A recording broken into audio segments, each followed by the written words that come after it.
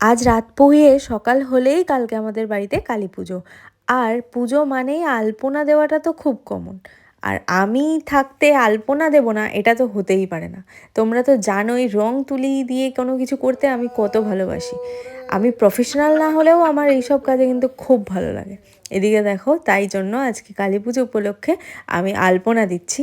কিন্তু আজকে যে জায়গাটায় আমি আলপনা দিচ্ছি এটা এক প্রকার চ্যালেঞ্জিং একটা জায়গা।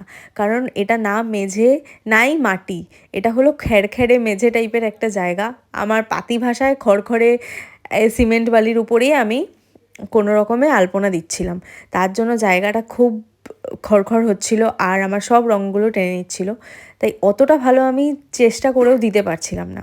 আর আমার সাথে কিন্তু আজকে সবাই ছিল যারা দেখছিল আলপনা আর আমাকে উৎসাহ যোগাচ্ছিল, যেহেতু আমি এরকম একটা জায়গায় আলপনা দিচ্ছিলাম। এখানেই আমাদের পুজোটা হবে। দেখো একদম বেদি রেডি হয়ে গেছে, তার সামনে আমি যতটা পেরেছি আমার মনের মতো চেষ্টা করে দিয়েছি। আর এটার সাথে আমাদের সামনেই ছিল তুলসীতলা, ওই জায়গাটা খুব ভালো ছিল বলে ওখানে আমি আমার পছন্দ মতো আলপনাটা দিয়েছি। ছোট্ট আলপনা হয়েছে কিন্তু পছন্দ মতো হয়েছে এই জায়গাটায়। এখানে পুজোটা হবে না বলেই আমি ছোট্টটা আলপনাটা দিয়েছি, আর যে জায়গাটায় পুজো হবে সেই জায়গাটা বড় করে দিয়েছি। তাহলে চলো এখন তোমাদেরকে আমাদের পুরো বাড়ির লুকটা দেখিয়ে দিই। বাইরে থেকে দেখেছো আলো ভর্তি, আর ভেতরে হয়েছে প্যান্ডেল।